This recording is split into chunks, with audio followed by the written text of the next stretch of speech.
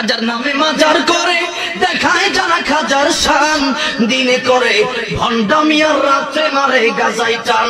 জুবাইর আহমদ তাশরিফ উনি গানে গানে বলতেছেন খাজা গাঁজা হাই।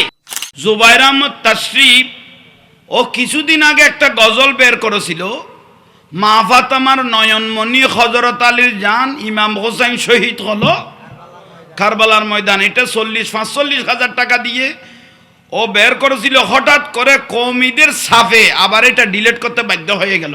কেন? মা ফাতেমাকে মা ফাতেমা বলা যাবে না।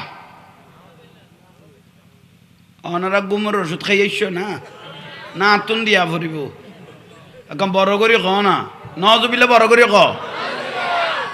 মা ফাতেমাকে মা ফাতেমা বলা কেন?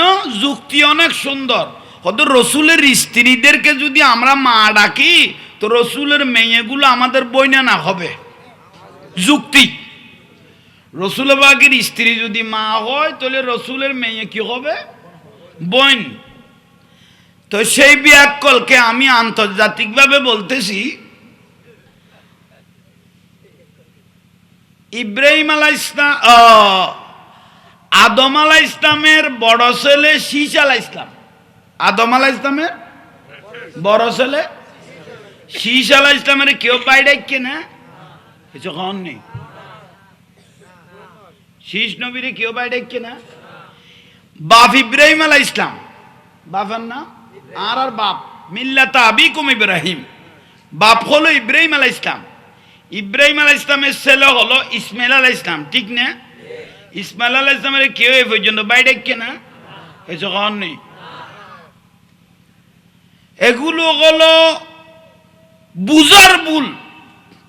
এই ব্যক্তিটা হাফেজ জুবাইর আহমদ তাশরিফ, উনি গানে গানে বলতেছেন খাজা গাঁজা হাই।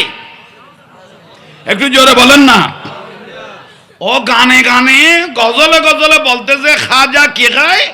গাঁজা খায়। ওর সাথে যারা সম্পর্ক রেখেছে তারাও কি খায়? জোরে বলেন নাউজুবিল্লাহ। আরো জোরে বলেন।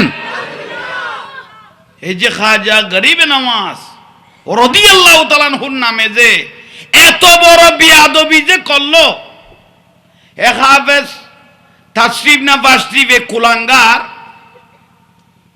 যার জবানে পাকে খাজা গরিবে নওয়াজের যার জবানে পাকে 90 লক্ষ মানুষ মুসলমান হয়েছেন।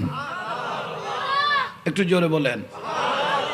শুধু মুসলমান নয়, যার কপালে আল্লাহর কুদরতের হাতে লিখে দিয়েছেন খাজা হাবিবুল্লাহ মাতা ফি হুব্বিল্লাহ, উনি খাজা গরিবে নওয়াজ, আমি আল্লাহর বন্ধু, আমার রসুলের পাগল। জোরে বলেন। সে খাজাকে বলতেছেন এখনো আমার মনে হয় রক্তের বাসও ওই ছেলেটার তার মার রক্তের বাসও এখনো যায় নাই। ও খাজা গরিবে নওয়াজকে বলতেছেন খাজা কি খায়?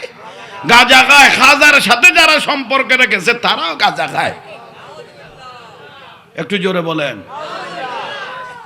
দুঃখের বিষয়, আজকে ওলি আল্লাহর শানে বিয়াদবি করার সাহস এগুলো পেল কোথায়?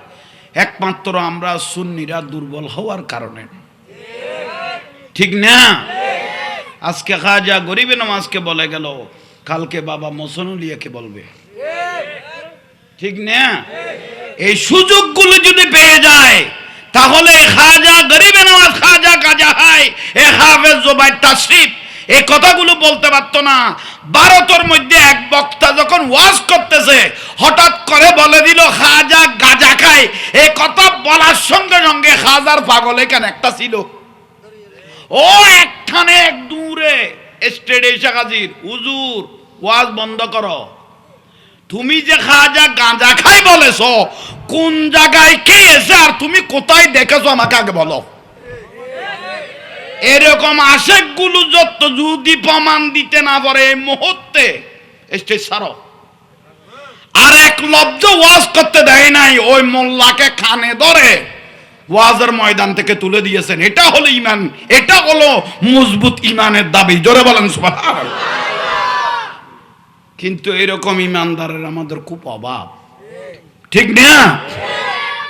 আল্লাহ এরকম বেয়াদবগুলো থেকে, ওলি আল্লাহর শানে বেয়াদবি করে যে, এরকম বেয়াদবগুলো থেকে আমাদেরকে হেফাজত করো।